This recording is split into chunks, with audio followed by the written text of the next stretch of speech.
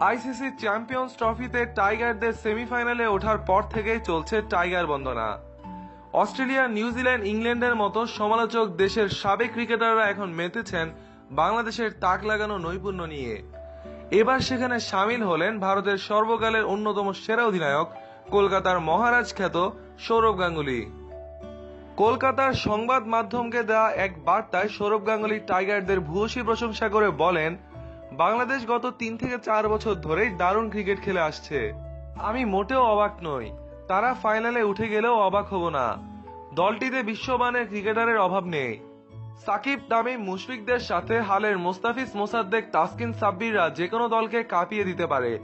সাথে অভিজ্ঞ মাশরাফি আর মাহমুদুল্লাহ তো আছেন। তাছাড়া তাদের পাইপলাইনেও আছে অনেক নতুন প্লেয়ার। তারা যদি তাদের সেরাটা দিতে পারে তাহলে তারা ক্রিকেট বিশ্বের যে কোনো দলকে হারানোর ক্ষমতা রাখে। উল্লেখ্য, বাংলাদেশের ক্রিকেট নিয়ে বিভিন্ন সময় ভারতীয় ক্রিকেটের সাবেকরা সমালোচনায় মেতেছিলেন, কিন্তু বরাবরই ব্যতিক্রম ছিলেন সৌরভ গাঙ্গুলী। নিউজিল্যান্ডের বিপক্ষে বাংলাদেশের ঐতিহাসিক জয়ের ম্যাচেও ধারাভাষ্যকার হিসেবে ছিলেন সৌরভ গাঙ্গুলী। সেই ম্যাচেও তিনি বাংলাদেশের ক্রিকেটের প্রশংসা করেন। আর এবার তিনি বাংলাদেশের ফাইনাল খেলার সম্ভাবনা নিয়ে কথা বলে আবার আলোচনায় আসলেন।